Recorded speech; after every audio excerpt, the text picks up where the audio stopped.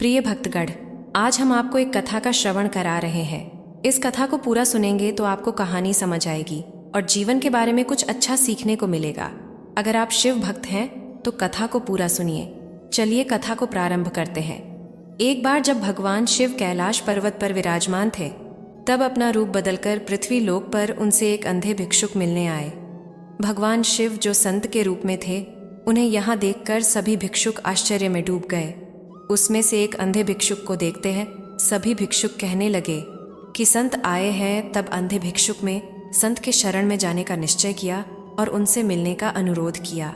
संत के आगमन के साथ ही उनके दिनचर्या, व्यवहार और गुणों की चर्चा भी हुई। सभी भिक्षुकों ने अपनी आश्चर्यजनक अनुभूतियों को छोड़कर उन्हें गंभीरता से सुना। संत महात्मा ने अंधे के जीवन में होने वाली कठिनाइयों का वर्णन किया, उनकी अवस्था में उठने वाले सभी संघर्ष के बारे में बताया। सब भिक्षुक संत के दर्शन के लिए आए थे। वह उनको आंतरिक और बाहरी संकटों के बारे में बता रहे थे।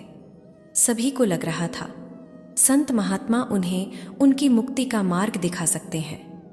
एक दिन कुछ भिक्षुओं ने मरे हुए कीटों को देखा तो उन्होंने संत महात्मा की निंदा करनी शुरू कर दी। उन्होंने कहा कि संत महात्मा ने जीवित प्राणियों की हत्या की है, वह धर्म के अनुसार गलत कर रहा है। उन्होंने संत महात्मा को दोषित ठहराया और उसे दंडित करने का विचार किया। फिर संत ने इस वाद विवाद को सुना और देखा कि भिक्षुक की इस तरह से निंदा करने से पहले वह उनसे कुछ प्रश्न पूछना चाहते हैं। उन्होंने पूछा, क्या आप लोगों ने इस कीट के मरने का कारण जाना है? भिक्षुओं ने उत्तर दिया, हमें तो सिर्फ यही पता है कि आपने इसे मारा है। तब संत महात्मा ने कहा, आपका ये उत्तर सही है, लेकिन क्या आपको ये पता है कि हमने इस कीटों को क्यों मारा है? भिक्षुओं को यह समझने में समय लगा वो संत के कहने का अर्थ क्या है। फिर उन्होंने ध्यान से समझाया कि भिक्षुओं की अंधता के कारण उसने यह कीट को मार दिया। उसे इसकी जानकारी नहीं थी कि वह कीट है या जीवित प्राणी, इसीलिए उसने उन्हें अंधेरे में देखकर उन्हें मार दिया। इसने किसी भी प्रकार से निर्दोष प्राणियों की हत्या नहीं की थी। फिर संत ने उनसे कहा, यह सिर्फ एक बार हुआ है और आप सबने उसे देख लिया है, लेकिन आप लोग बहुत समय से अंधे हैं और जब अंधेरे में आप आते जाते हैं तो न जाने कितनी हत्याएं की है, कितने प्राणियों को पीड़ा पहुंचाई है, इसका कोई अंदाज़ा भी नहीं होगा। आप लोगों को इस प्रकार संत महात्मा ने भिक्षुओं को उनकी अंधता और न्याय की भावना का अनुभव कराया।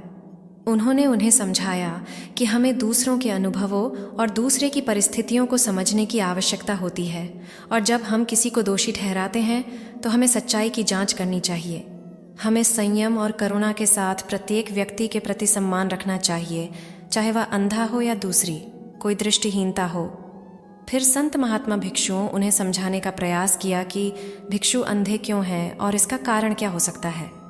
संत महात्मा ने कहा, वह भिक्षु इसलिए अंधे हैं क्योंकि वह पिछले जन्म में किसी प्रकार का पाप किया है और उसे पाप की कर्म फल वह इस जन्म में भोग रहे हैं। ये उनके पूर्व जन्म का प्रभाव है, जिसके कारण उन्हें आंखों की दृष्टि की अपार दिक्कतों का सामना करना पड़ रहा है। अंधता एक व्यक्ति के पिछले कर्मों का परिणाम हो सकता है और उसे उसके व्यक्तिगत पापों का फल भोगना पड़ सकता है। उन्होंने यह समझाया कि हमें इस प्रकार से व्यक्तिगत दुख के पीछे का कारण जानना चाहिए, लेकिन हमें किसी को दोषी ठहराने के बजाय संयम, प्रेम और सहानुभूति का अभ्यास करना चाहिए। फिर संत महात्मा ने उन भिक्षुओं को समझाया कि हम सभी अपरिपक्व होते हैं और अनंत जन्मों के दौरान हमने अनगिनत भावनाओं और पापों का अनुभव किया है। हमें दूसरों के दोषों को निकालने के बजाय अपने आप से नफरत करने के स्थान पर स्वयं की अभावनाओं को देखना चाहिए और इसे सुधारने का प्रयास करना चाहिए। हमें दूसरों के दोषों के बजाय उन्हें समर्पण और सहयोग के साथ मार्गदर्शन करना चाहिए। संत महात्मा ने उस अंधे भिक्षुक के बारे में कहा कि पूर्व जन्म में यह भिक्षु एक चिकित्सक था और एक अंधी स्त्री ने चिकित्सा के लिए उस चिकित्सक के पास जाती है। उस चिकित्सक ने उससे वादा किया था कि उसकी आंखों को ठीक कर देंगे। चिकित्सक ने चिकित्सा की और अंधी स्त्री की आंखें ठीक हो गई, परंतु जब चिकित्सक ने उस स्त्री को अपना वादा पूरा करने को कहा तो वह स्त्री ने भय से, दासी बनने के भ्रम से यह मानने से इनकार कर दिया कि चिकित्सक ने उसकी आंखें ठीक की हैं। चिकित्सक जानता था कि स्त्री की आंखें ठीक हो गई हैं, लेकिन उसने जानबूझकर झूठ बोला। उसने स्त्री से बदला लेने के लिए उसे चिकित्सक ने गलत दवा का प्रयोग किया। जिस स्त्री की दृष्टि फिर से लापता हो गई। स्त्री ने बहुत रोया और पीटा, लेकिन चिकित्सक ने किसी प्रकार इलाज नहीं किया। इस कारण वह भिक्षु अंधे होने का पाप भोग रहा है। इस कथा से हमें यह समझने का अवसर मिलता है, हमारे कर्मों का फल हमें इस जन्म में या आगे के जन्मों में अनुभव करना पड़ता है। हमें दूसरों की निंदा करने से पहले खुद को समझने की आवश्यकता होती है। हम अक्सर उन गुणों और कार्यों की निंदा करने में लगे रहते हैं जो हमारे स्वयं के अंदर में होने के साक्षात्कार की योग्यता रखते हैं। दूसरों को निंदा करने के बजाय हमें अपने आप को समझना चाहिए। हमें अपनी दृष्टि को सुधारना चाहिए और उन गुणों की स्वीकार करने की क्षमता विकसित करनी चाहिए जो हमें अपने और दूसरों के लिए उदार, समझदार और संवेदनशील बन सकते हैं। हमें अन्य लोगों के पाप के परिणाम को अनुभव करने से पहले उनके पीछे की कथा और कारण को समझने की आवश्यकता होती है। उसे अंधे भिक्षु की कथा से स्पष्ट होता है कि एक कार्य के परिणाम स्वरूप होने वाले दुख या दुख की स्थिति का कारण अक्सर हमारी पहली नज़र में नहीं दिखता है। हमें अपनी समझ और दूसरों के साथ संवाद के माध्यम से विभिन्न पक्षों को सुनने की आवश्यकता होती है और उनके प्रश्नों का संज्ञान करने की क्षमता विकसित करनी चाहिए।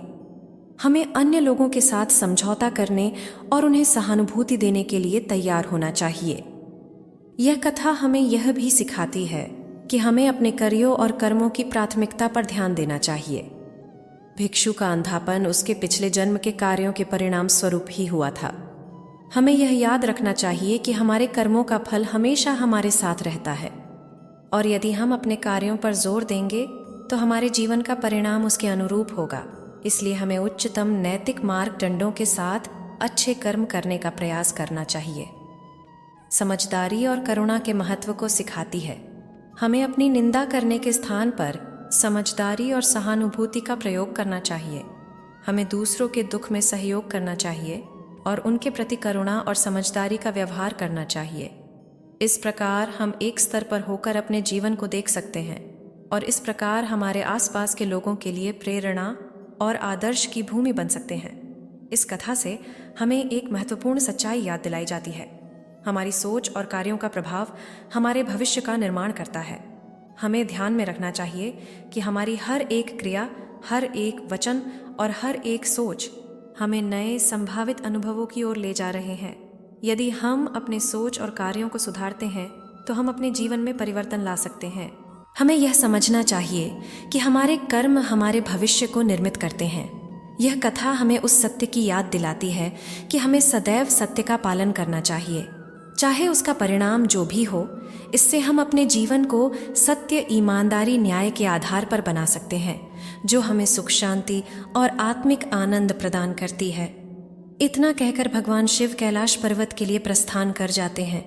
और अगर वीडियो पसंद आया हो तो वीडियो को लाइक करें, चैनल को सब्सक्राइब करें। हर हर महादेव।